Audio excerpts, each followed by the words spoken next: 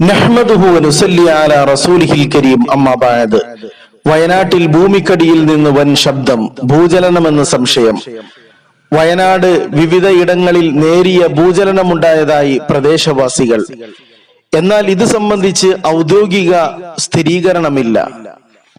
രാവിലെ 10 മണിക്ക് ശേഷമാണ് ഇടിമുഴക്കം പോലെയുള്ള ശബ്ദം കേട്ടത്. അമ്പുകുത്തിമലയുടെ താഴ്വാരങ്ങളിൽ വിറയൽ അനുഭവപ്പെട്ടെന്ന് പ്രദേശവാസികൾ പറയുന്നു. ഇത് ഭൂമികുലുക്കത്തിന്റെ ലക്ഷണമാണോ എന്ന് പരിശോധിച്ചു വരികയാണ്. ഒരു ദുരന്തത്തിന്റെ കനൽ കെട്ടടങ്ങും മുമ്പ് മറ്റൊരു ദുരന്തമോ? മഅദല്ലാഹ്, അല്ലാഹു തആല കാത്തിരക്ഷിക്കുമാറാകട്ടെ.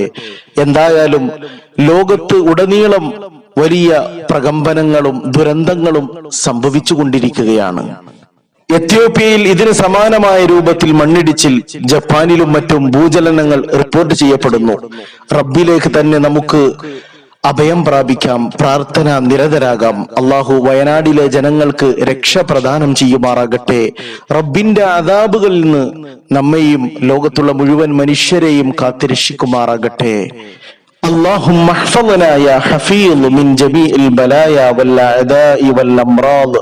ربنا تقبل منا إنك أنت السميع العليم وتب علينا إنك أنت التواب الرحيم. آمين برحمتك يا أرحم الراحمين.